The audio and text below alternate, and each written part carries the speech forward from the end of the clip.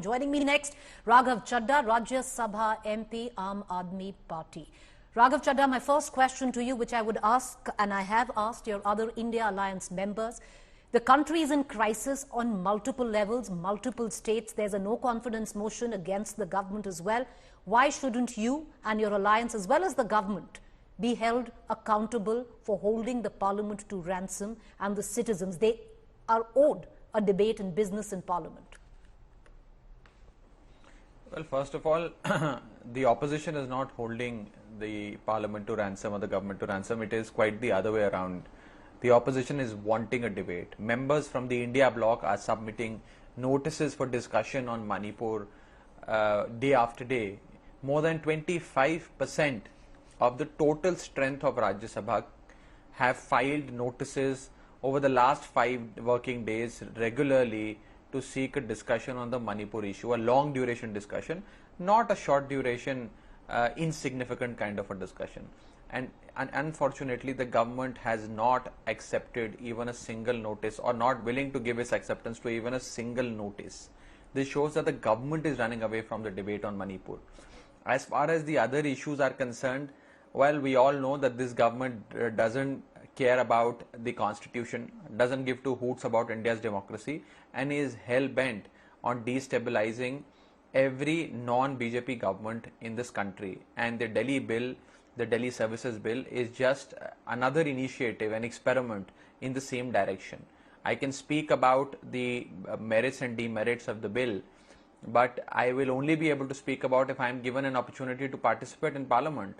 It's most unfortunate that Parliament today is not functioning because the government doesn't want it to function.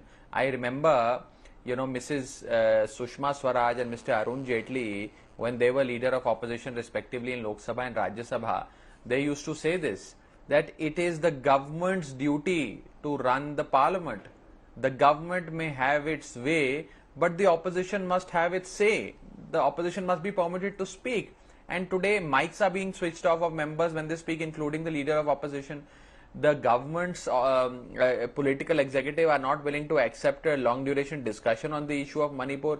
9 to 10 precious days of monsoon session have been lost.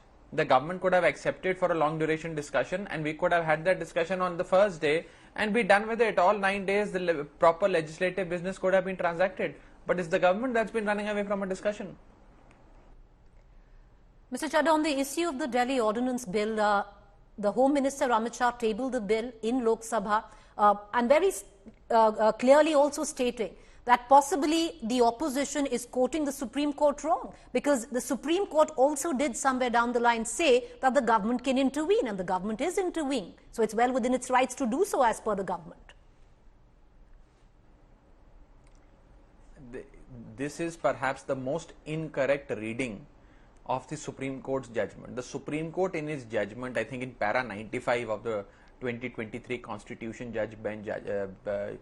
Bench judgment, says that the Union has the power to make laws vis-a-vis Delhi on matters that are mentioned in the 7th schedule in one list or the other.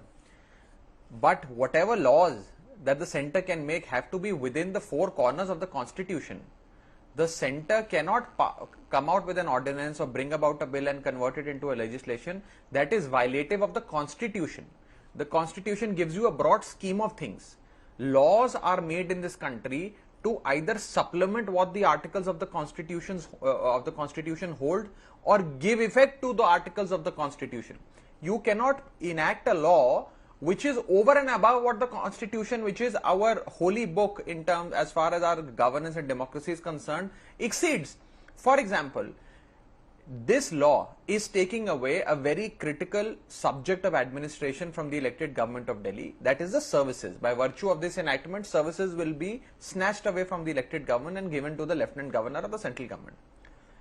Because they say that the Supreme Court has enabled us to pass this law. The Supreme Court's Constitution Bench judgment can then also be tomorrow interpreted, and the government can give whatever powers they want to the Delhi government. And tomorrow the central government can come out with a law saying that from now on, it is the Delhi government that will dictate and decide on the foreign policy between India and the United States of America. Is this permissible? Can the Delhi government decide on the foreign policy and bilateral relations between India and US? They can't. The government of Delhi cannot have foreign policy or external affairs under its subjects of administration because it is violative of the four corners of the constitution. It far exceeds what the constitution has envisaged for the national capital territory of Delhi. So therefore the no bill can either add to what the Supreme Court has already specified and the constitution has already specified, nor subtract for what the Supreme Court and the constitution bench have already specified vis-a-vis Delhi. So therefore this is a absolutely wrong and a puerile assessment of what the Supreme Court says. Point number one. Point number two, this judgment, this legislation, this bill is an outright contempt of the Honorable Supreme Court.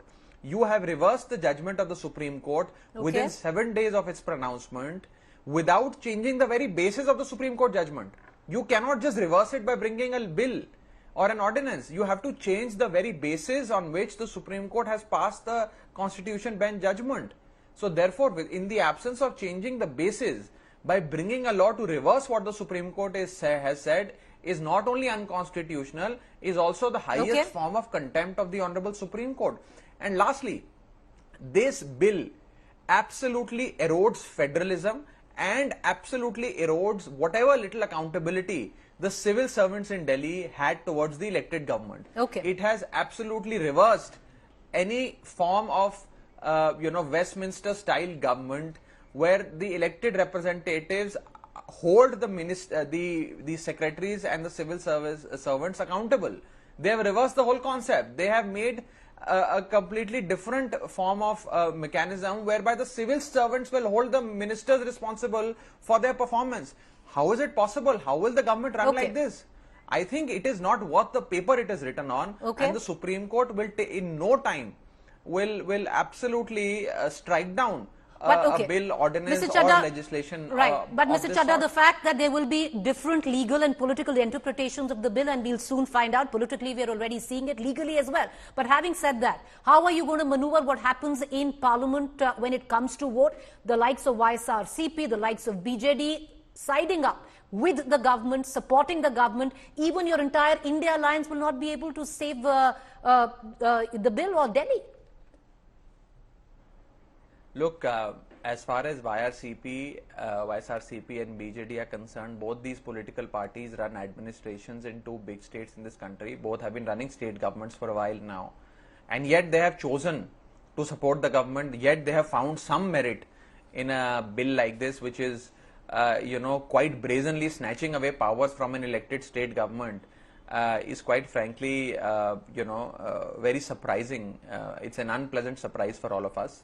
However, I can, with the help of a couplet, explain the situation to you that कुछ तो मजबूरियां रही होंगी, यूं ही कोई बेवफा नहीं होता, जी चाहता है बहुत सच बोलूं, क्या करूं हौसला नहीं होता.